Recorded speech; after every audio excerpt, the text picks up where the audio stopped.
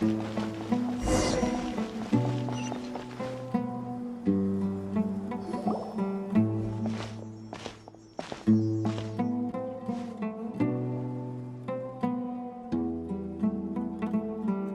expect to run into you here.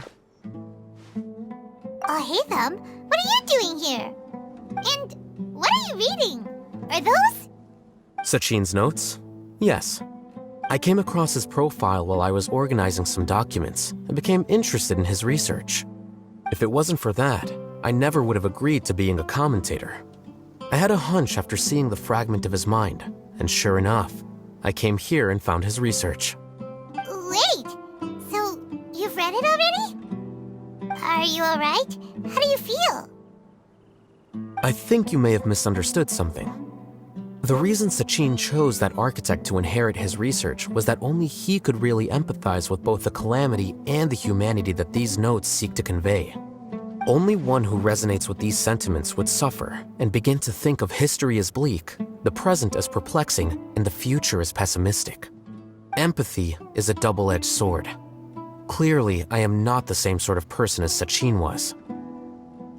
Empaths have many friends, and their wide social circle comes with certain societal advantages. But this also makes it hard for them to achieve their goals. Why's that? All important things in life involve other people.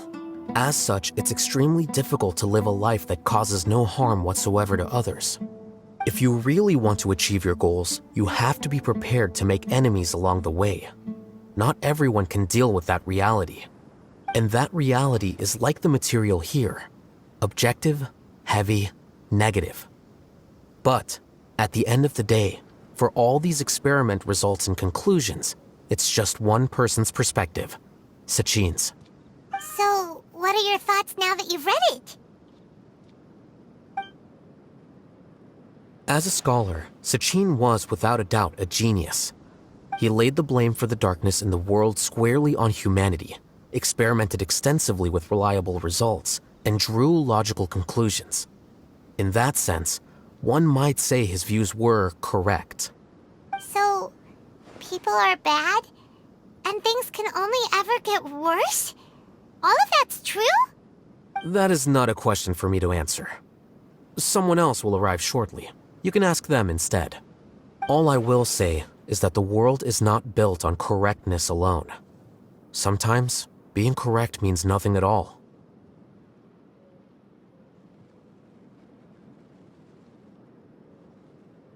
Lofty ideals may provide no defense at all against nihilism, but perhaps little decisions can. By their own choice, the idealist seeks to bring happiness to all while denying themselves the same. Thus, they shall never reach even the borders of truth until they wipe away the ignorance that blinds them. I've never been able to agree with certain philosophies. Even Sachin himself struggled to comprehend the notion of sacrificing oneself for the greater good. But sadly, all viewpoints will find their supporters, and the way we see the world largely decides our fates. All right then, I got what I came for. These research materials are yours to look after. I'll be off. Wait, so you came here just to read this stuff? You missed out on a big get-together, you know. A get-together? Ah, yes, that makes sense. This is a good opportunity for that sort of thing. Guess what? Kaveh treated everyone this time. Then I'm sure he packed up the leftovers for me. See ya. And there he goes. Well, it seems like he really wasn't affected by this research. He said that someone else would answer our questions. Who do you think that'll be?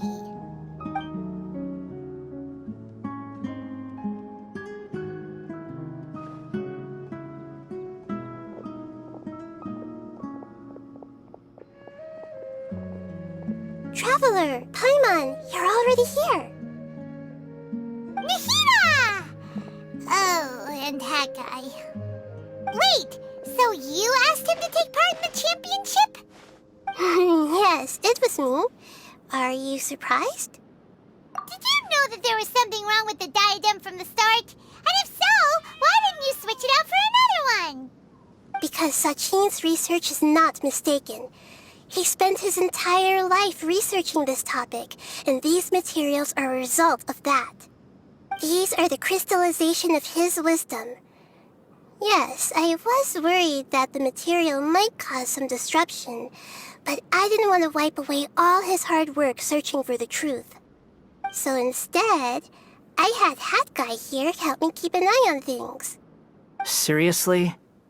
I think you can stop calling me that now. Why? Don't you like it? Well, anyway, if Sachin's chosen successor hadn't been able to handle his research, or if it had brought pain to more people, he would have intervened at a suitable moment. And after all that, the person Sachin chose turned his nose up at his life's work. Pretty hilarious. I was also hoping that this could be an opportunity for you to learn how to interact with people normally. But it looks like that didn't work out. That wasn't necessary. I'm still paying you back for your help. And the last thing I need is more reasons to be indebted to you. Maida, what did you mean by Sachin's research is not mistaken? Does that mean that you approve of his research? Put it this way instead. Truth to me is like a shroom boar. Some people only see the mushroom on the shroom boar's back, and they conclude that the shroom boar is a mushroom. Others see only the shroom boar's body, and they declare that the shroom boar is a boar. Still others look deeper inside, and determine that the shroom boar is meat. These conclusions are all correct in their own way, but none of them objectively describe the shroom boar. Paimon kinda gets it, but also not really. The world is the same way. No one, not even I included, can understand it in its entirety. All of us are somewhere on the path toward truth. Within the confines of our limited knowledge, some may blindly believe in the beauty of this world, and others may focus only on its evils. In truth, the most important thing isn't what state the world is in now, but what people hope it will become. But of course, I don't mean that as a criticism or a call to action. Ultimately, my duty as the God of Wisdom is to guide every form of wisdom to a place where it can find its purpose. That was a long speech. So what are you actually going to do with these research materials? Because Kaveh, as the successor of this research, does not wish to see these ideas disseminated, I will seal it up. But even though Sachin's research could be considered negative wisdom, it is still a building block of the truth. If someone wishes to follow in his footsteps in the future, I will not stop them. I also look forward to the day that a member of the Vahumana Darshan can not only comprehend his theories, but also find a way out from the despair as well. Vahumana doesn't have that kind of talent. Wait, you're not intending to keep me in Vahumana long term, are you? I don't remember signing up to become a scholar. Don't you think I'm useful enough to you as a prisoner? Oh boy, here we go again. You think so?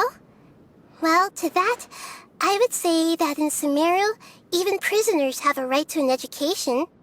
I hope that your studies in Vahumana will help you deal with your own fate, and learn how best to settle old debts from your past. I will review your final thesis myself. I'm expecting great things from you, Mr. Hat Guy.